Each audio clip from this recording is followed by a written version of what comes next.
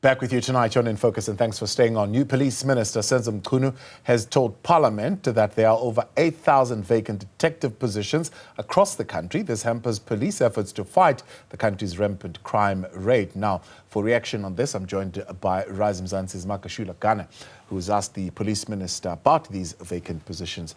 Good to have you, and thank you very much for your time. Very good evening to you, Tab, and very good evening to the Newzroom Afrika viewers. It's always an honor and a privilege for us to make an entry into your show. Much appreciated. So earlier on, we heard 5 million dockets have been closed due to insufficient evidence. Now we're hearing 8 vacant detective positions. According to you, I mean, is there a relationship here? There's a direct relation, Tabo, in that when you have such a high number of vacancies in the detectives, it means that the crime that's being reported is not adequately investigated, and many cases end up not being investigated because there are just not enough people to do the investigation. Even the ones that get investigated, given the workload that the 22,000 detectives have to deal with on a daily basis, it's near impossible for them to pay attention on each and every case that's being reported. And the end result is that the people that are supposed to be in jail are not in jail. They continue to terrorize communities. They continue to with their criminal activities because there's just not enough manpower to investigate their cases that will lead to a successful prosecution. And that's why, Tabo, you'll find that if you go into communities, they do cry a lot to say, we do report cases, we do report these criminals.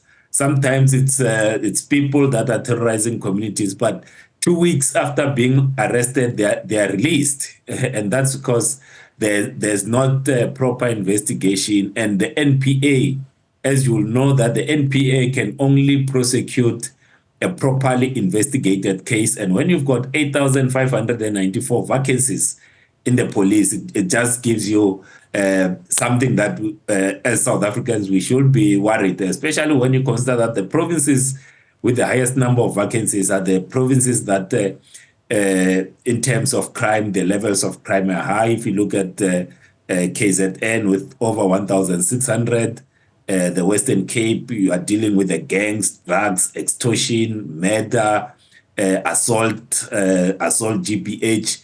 You realize that no, there's a need for the minister and the police commissioner to address this crisis, because it's reaching a crisis. And as a last point, Tabo, the reason it reaches a crisis is because every month over 50 detectives in the police leave their jobs, majority of them to join the private sector. Yes, yes. So how do we fix it? I mean, that's the question, because there is that reality that there's a misalignment between the recruitment rate and the attrition rate. So the rate at which the police detectives are leaving and going to the private sector is quite high compared to the rate at which the South African Police Service is recruiting detectives. So others have called for more training. Others have called for go back to the detectives who have retired because of one or other reason, maybe even because of the hollowing out of the NPA in the times of state capture, and bring them back in the system. How do we fix it? You have to focus on training, identification and training of detectives, but ensuring that you improve the working conditions, because the reason that some of the detectives are leaving is because of the working conditions themselves. For instance, yesterday I was at the Brixton police station, where in my conversation with the acting police station commander was indicating that you don't even have enough vehicles, for the detectives, but also for visible policing.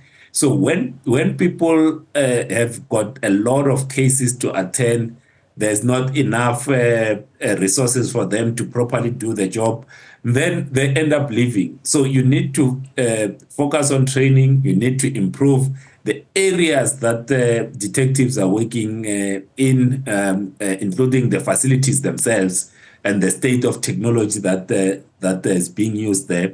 And obviously, there has to be another way of recruiting or going back to the people that have left the service and try to entice them to come into the service, look at various ways to improve the working conditions, because there's no silver bullet. I fully understand when I raise these matters that you won't wake up tomorrow and 8,594 detectives are employed. But what we want to see as Rise Mzansi, when we go back to Parliament next week, is to say to the Minister, to the Police Commissioner, can you please present to Parliament the plan to address this particular issue, the plan to train, the plan to recruit, so that we can fill these vacancies that will ensure that the criminals that are supposed to be in jail are put in jail and they are not left to terrorize our communities. No easy solutions to this, but one of the toughest solutions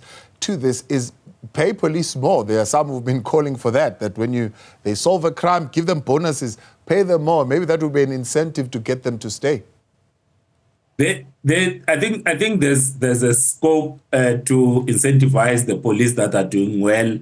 I think that's something that should be looked at and can be looked at within the available means. But also need to ensure that the working conditions, because sometimes, as you'll note, people say that those that resign don't necessarily resign from their jobs. They resign from their managers.